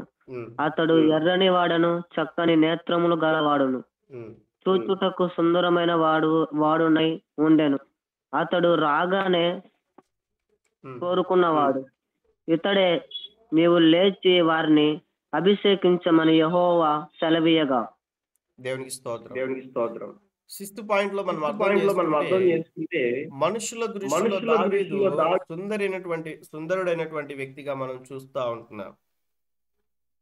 అదే రీతిగా దేవుని యొక్క దృష్టిలో మనం చూస్తే దేవుడు కోరుకున్న వాడుగా మనం చూస్తూ ఉంటున్నాం. ఈరోజు దేవుడు మనలందరినీ కూడా కోరుకున్నాడు ఆయన. అందుకే ఈ లోకంలో మనం జన్మించి ఉంటున్నాం. పరిశుద్ధంగా మనం ఆలోచించేద్దాం. దేవుడు ఒక ప్రత్యేకమైనటువంటి స్థితిలో దేవుడు ఈ లోకానికి మిమ్మల్ని నడిపించాడు. చాలా మంది జీవితాల్లో ఎందుకు పుట్టారో తెలియదు, ఎందుకు బ్రతుకుతున్నారో తెలియదు, ఎందుకు జీవిస్తూ ఉంటున్నారో అర్థం కానిటువంటి పరిస్థితుల్లో మనుషులు ముందుకు వెళ్తా ఉన్నారు. ఇంకా కొంతమంది చెప్తారు, ఏం చేయాలో అర్థం కావట్లేదు బ్రదర్ అంటే. ఎలా జీవిస్తున్నానో నాకే అర్థం అవ్వలేదు అంటారు. దేవుడు మనల్ని ఎందుకు సృజించుకున్నాడు, దేవుడు ఎందుకు మనల్ని కలగజేసుకున్నాడు, ఆ పర్పస్ అనేటువంటిది మనం తెలుసుకోవాలి. అందుకే నేను మొట్టమొదటి రోజు ఈ యొక్క ప్లాట్ఫామ్లో వాక్యం చెప్పేప్పుడు కూడా మీకు తెలియజేశాను. మనం ఎక్కడి నుంచి వచ్చామన్న సంగతి మనం మర్చిపోకూడదు. ఎక్కడి నుంచి మనం వచ్చాం? దేవుని యొక్క ఆలోచన నుంచి మనం వచ్చి ఉంటున్నాం. ఈ లోకంలో మనం ఏం చేయాలి? మరణించిన తర్వాత మనం ఎక్కడికి వెళ్తాం? ఈ 3 ప్రశ్నలకు మన దగ్గర సమాధానం ఉన్నట్లయితే మన జీవితాల్లో దేవుని మహిమకరంగా జీవిస్తామన్న సంగతిని మీకు తెలియజేశాను. కాబట్టి మనం ఎక్కడి నుంచి వచ్చాం, ఈ భూమి మీద మనం ఏం చేయాలి, మనం మరణించిన తర్వాత ఎక్కడికి వెళ్తామన్న స్పష్టత మనకు ఉండాలి. ఆ స్పష్టత లేకోకుండా మనం జీవించినట్లయితే కొలసి 1:1-3 వచనాల ప్రకారం పై ఉన్నటువంటి వాటిని వెదకాలి, భూ సంబంధమైనటువంటి వాటిపైన మనసు ఉంచుకోవద్దు. ఈరోజు ఎక్కువగా భూమి మీద ఉన్నటువంటి వాటిపైన మనసు ఉంచుకుంటున్నారు. కానీ నేను అడుగుతున్నాను మిమ్మల్ని ఈ సమయంలో, రోజుకు ఒక్కసారైనా కూడా నేను పరలోకం గురించి ఆలోచన చేస్తా ఉన్నానన్న ప్రతిరోజు కూడా క్రమముగా అన్నవారు ఉంటే దేవునికి స్తోత్రాలు చెల్లించండి. ప్రతిరోజు క్రమం తప్పకోకుండా నేను పరలోకం గురించి ఆలోచన అన్నవారు ప్రతిరోజు కుటుంబం గురించి ఎన్నిసార్లు ఆలోచన చేస్తారు, ప్రతిరోజు ఉద్యోగం గురించి ఎన్నిసార్లు ఆలోచన చేస్తారు, ప్రతిరోజు కూడా జీవితంలో లేకుంటే కుటుంబంలో విషయాలు, జీవితంపై రకరకాలైనటువంటి విషయాల్లో ఎన్నిసార్లు ఆలోచన చేస్తూ ఉంటారు. స్పష్టంగా వాక్యం సెలవిస్తుంది. కొలసి 1:1-3 వచనాల్లో పై ఉన్నటువంటి వాటి ఎందే కానీ భూ సంబంధమైన వాటి మీద మనసు ఉంచుకోవద్దు. మీ జీవం ఎక్కడుంది? భూమి మీద ఉందా? మీరు ఎక్కడి నుంచి వచ్చారు అన్న విషయాన్ని ఆలోచన చేయాలి. ఇవన్నీ కూడా ఫండమెంటల్స్, కొన్ని విషయాలు, చిన్న విషయాలే. కాబట్టి ఇక్కడ అర్థం చేసుకోవాలి ప్రభు సన్నిధిలో మనుషుల దృష్టిలో దావీదు ఎటువంటి పరిస్థితుల్లో ఉన్నాడు, దేవుని యొక్క దృష్టిలో దేవుడు కోరుకున్నట్లుగా మనం చూస్తూ ఉంటున్నాం. ఇతడే అన్న విషయాన్ని మనం గమనిస్తాం. మరొకసారి చదవండి అక్క, 12వ వచనం కొంచెం ఫాస్ట్గా చదవండి. ఎవరు చదివారు?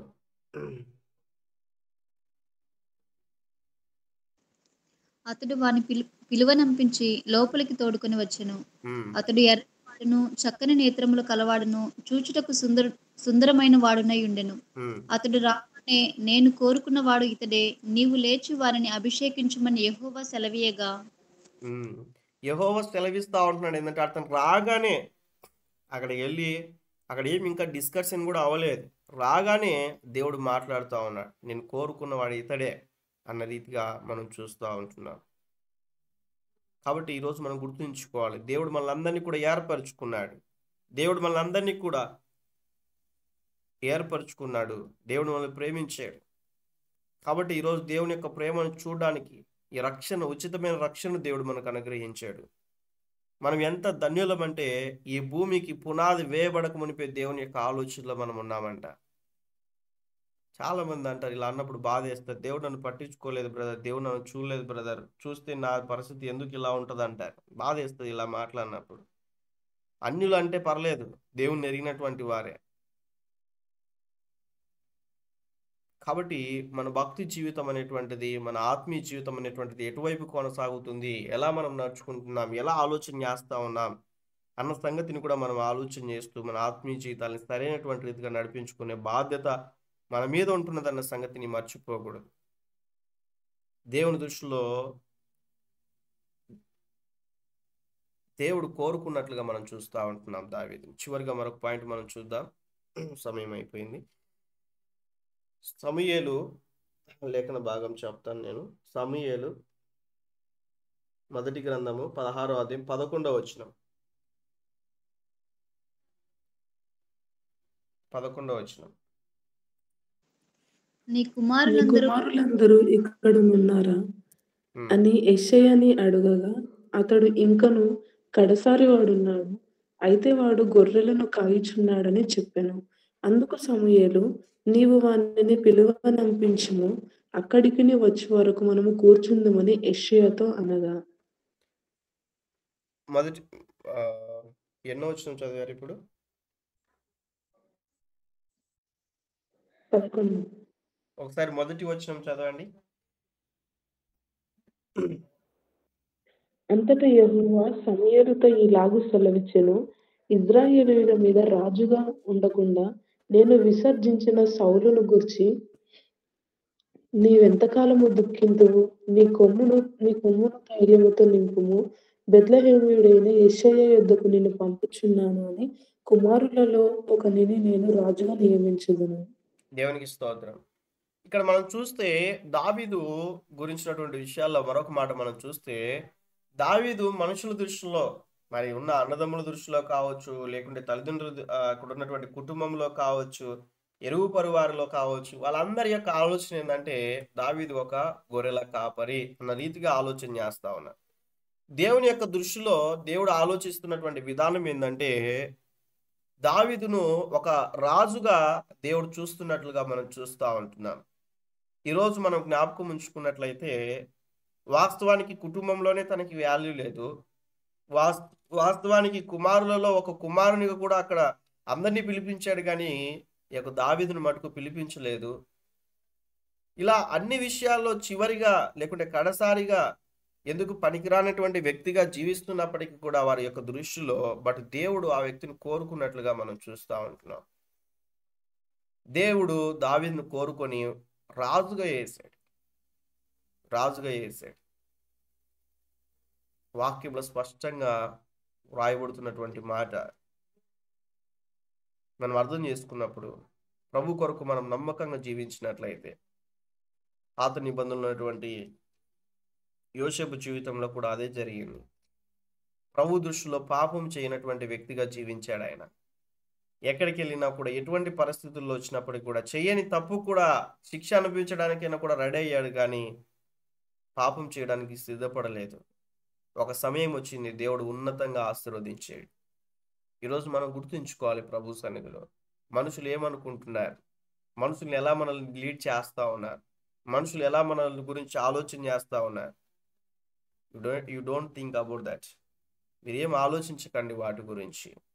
దేవుడు ఏం ఆలోచన చేస్తా ఉన్నాడు, దేవుడు మనల్ని ఎలా నిలబెట్టుకోవాలనుకుంటున్నాడు అన్న విషయాన్ని మనం ఆలోచన చేయాలి. ప్రభు సన్నిధిలో ప్రభు మహిమార్థమే మీకు తెలియచేస్తా ఉన్నాడు. దేవుడు రానున్న దినాల్లో మిమ్మల్ని అందరినీ కూడా ఒక గొప్ప నాయకులుగా దేవుడు మిమ్మల్ని నియమించి అనేకులకు ఆశీర్వాదకరంగా, మీ వంశాల్లో ఆశీర్వాదకరంగా దేవుడు మిమ్మల్ని నింపనయించున్నాడు. విశ్వసించిన వారు ఆమేన్ చెప్పాలి. దేవునికి స్తోత్రం. కాబట్టి ఈ మాటలు మీరు అర్థం చేసుకోవాలి. ప్రభు సన్నిధిలో దేవుడు ఒక ఉద్దేశం చేత మిమ్మల్ని నిలబెట్టాడు. మేబీ మీకున్న పరిస్థితులు బట్టి నువ్వు ఎలా ఉంటున్నావో తెలియదు. ప్రభు సన్నిధిలో అందరూ కూడా ప్రార్థనలు ఏకీవించండి. ప్రభు సన్నిధిలో మీరు ఎక్కడున్నా కూడా కొద్ది నిమిషాలు కళ్ళు మూసుకొని ప్రభు సన్నిధిలో, అయ్యా నిజమే ప్రభా, ఇప్పటి వరకు కూడా దావీదు గురించినటువంటి విషయాలు, అనేక విషయాలు మేము నేర్చుకుంటూ వచ్చాం. మీరు మాట్లాడుతూ వచ్చారు. విలువ పెట్టి కొనబడినటువంటి వారమని మేము మర్చిపోయి మా జీవితాలు ముందుకు కొనసాగిస్తున్నామయ్యా. రకరకాలైనటువంటి వాటిపైన ఇదిగో మా యొక్క మనసు ఉంచుకొని దాసులమైపోయాం, నన్ను క్షమించు ప్రభు అని ఒక్కసారి ప్రభు సన్నిధిలో అడిగి, ప్రభు సన్నిధిలో దేవుడు మాట్లాడిన రీతిగా విలువ పెట్టి కొనబడిన మన జీవితాలు ప్రభు కొరకు జీవించున్నట్లుగా మనం వేటికి కూడా దాసులమైపోకోకుండా, ఈరోజు ప్రజలు రకరకాలైన వాటిపైన దాసులు అయిపోయారు. సీరియల్స్కి, సినిమాలకి, సెల్ ఫోన్కి, త్రాగుడికి, రకరకాలైనటువంటి వాటికి. అన్యజనులైతే పర్లేదు, కానీ క్రైస్తవులే మందిరానికి వెళ్తున్నప్పటికీ కూడా అనేక వాటి వైపు దాసత్వంలో జీవిస్తూ ఉంటున్నారు. వాటన్నిటి నుంచి కూడా విడుదల పొందాలంటే ప్రభు సమీపముగా వచ్చి ప్రభు సన్నిధిలో జీవితాలు సమర్పించుకొని హృదయపూర్వకంగా ప్రభు సన్నిధిలో ప్రార్థన చేసినప్పుడు దేవుడు కార్యం చేస్తాడు. ప్రార్థన చేసుకుందాం ప్రభు సన్నిధిలో. ఎవరికి మటుకు వారు. దావీదు దృష్టిలో, మరి దావీదు తండ్రి దృష్టిలో చిన్నవాడుగా మనం చూస్తూ ఉంటున్నాం. ఎందుకు పనికిరానటువంటి వ్యక్తి. మేబీ మీ కుటుంబంలో నిన్ను అలా చూస్తూ ఉంటున్నారేమో. బట్ దావీదు దేవుడేమో అభిషేకానికి అర్హుడుగా మనం చూస్తున్నాడు. ఈరోజు మనం గుర్తుంచుకోవాలి, దేవుడు నిన్ను చూసే విధానం వేరు.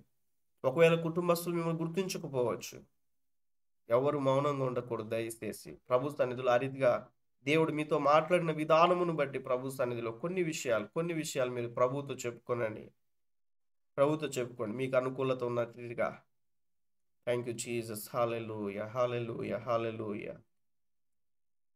మనుషుల దృష్టిలో ఎలా ఉంటున్నావు, ప్రభు దృష్టిలో ఎలా ఉంటున్నావు? మనుషుల దృష్టిలో ఎలా ఉన్నప్పటికీ కూడా దేవుని దృష్టిలో బహు విలువైనటువంటి వ్యక్తి అన్న విషయాన్ని మీరు మర్చిపోకుండా ప్రభు కొరకు జీవించడానికి ఇష్టపడి ముందుకు వెళ్ళినట్లయితే దేవుడు ఉన్నతమైనటువంటి రీతిగా మనల్ని ఆశీర్వదిస్తాడు. Thank you Jesus. Hallelujah, hallelujah. రెండవదిగా మనం నేర్చుకుంటూ వచ్చాం, యేసయ్య దృష్టిలో దావీదు కడసారి కుమారుడే, కానీ దేవుని దృష్టిలో రాజ్యానికి అధిపతి అయినట్లుగా మనం చూస్తూ ఉంటున్నాం. దేవుని యొక్క రాజ్యానికి అర్హుడుగా మనం చూస్తూ ఉంటున్నాం. అధికారానికి అర్హుడుగా మనం చూస్తూ ఉంటున్నాం. లేఖన భాగంలో దేవుడు మాట్లాడిన రీతిగా, ఇదిగో గొల్యాతు దృష్టిలో దావీదు చిన్నవాడే.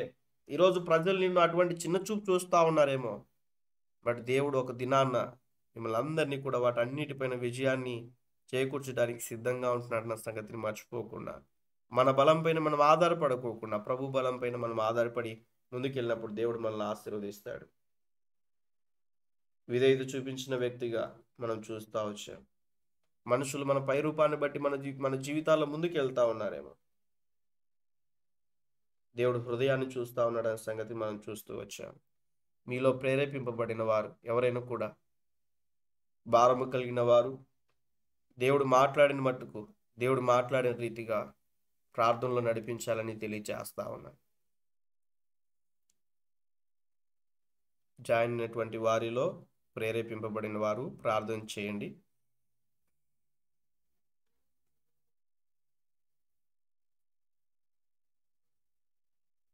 స్తోత్రం, స్తోత్రం, స్తోత్రం, స్తోత్రం.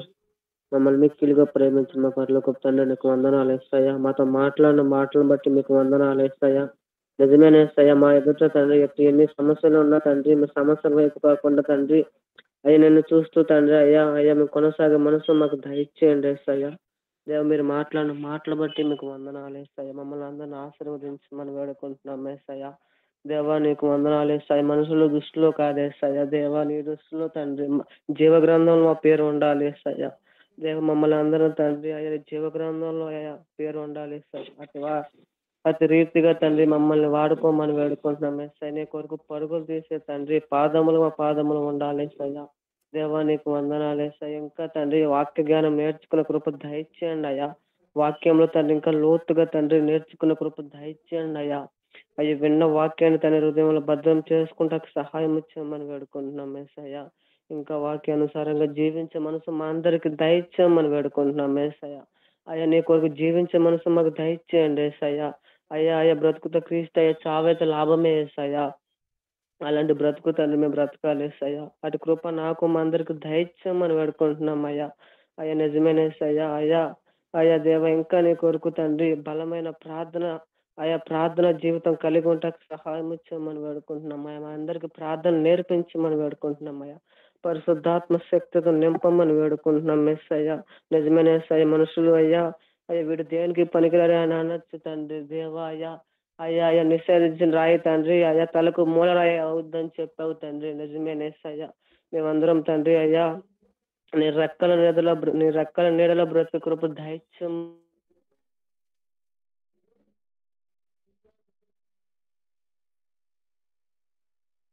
అయ్యా. ఈ రోజు తండ్రి ఎంతమంది అయితే తన జాయిన్ అయ్యారు వాళ్ళందరినీ పేరు పేరున దీవించమని వేడుకుంటున్నామయ్యా. విన్న వాక్యాన్ని హృదయంలో భద్రం చేసుకుంటా సహాయం చేయమని వేడుకుంటున్నామయ్యా. అటు కృప నాకు మా అందరికి దయచేయమని ఏసునామములో తగ్గించుకొని వేడుకొని పొంది ఉన్నాం మా పరమ తండ్రి. ఆమేన్. దేవునికి స్తోత్రం. ఇప్పటి వరకు కూడా ఓపికతో దేవుని యొక్క వాక్యాన్ని విన్న మీ అందరికీ వందనాలు. మరొకసారి దేవుడు నాకు ఇచ్చిన అవకాశం బట్టి దేవునికి స్తోత్రాలు చెల్లిస్తా ఉన్నాను. ఈ ప్లాట్ఫామ్లో నేను